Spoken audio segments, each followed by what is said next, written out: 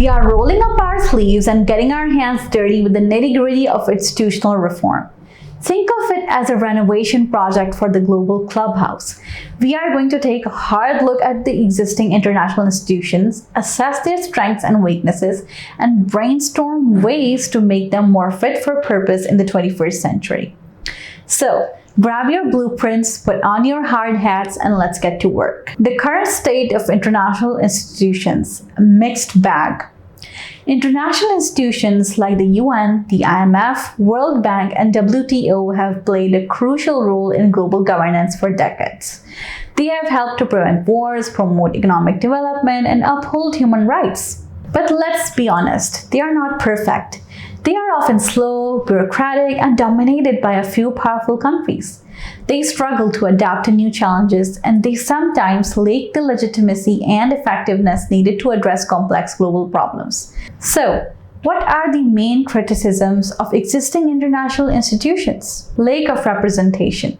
Many developing countries feel that their voices are not adequately heard in global decision-making. Inefficiency and bureaucracy. Decision-making processes can be slow and cumbersome, hindering effective action. Lack of accountability. Some institutions are not held accountable for their actions or their impact. Outdated structures. The structures of some institutions, like the UN Security Council, reflect the power dynamics of the post-World War II era and may no longer be relevant in today's world. Lack of resources. Many institutions are underfunded and lack the resources to carry out their mandates effectively. Reforming international institutions, a blueprint for change. The good news is that there is no shortage of ideas for reforming international institutions.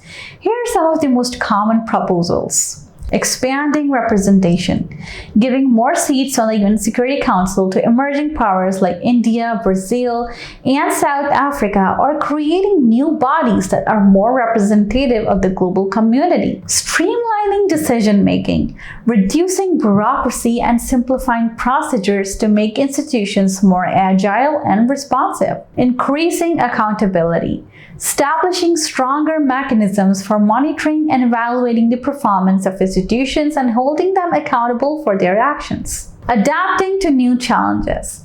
Creating new institutions or mechanisms to address emerging challenges like climate change, cybersecurity, and pandemics. Increasing resources. Providing institutions with the financial and human resources they need to carry out their mandates effectively. The challenges of reform. Navigating the political minefield. Reforming international institutions is not easy. It requires overcoming deep-seated political differences and vested interests. Powerful countries may resist changes that could diminish their influence, while smaller countries may fear being marginalized in a reformed system. There are also concerns about the cost and complexity of implementing reforms. Conclusion: the future is in our hands. Despite the challenges, reforming international institutions is essential for the future of global governance. We need institutions that are fit for purpose in the 21st century, that are representative, effective, and accountable. The future of our planet and our global community may depend on it.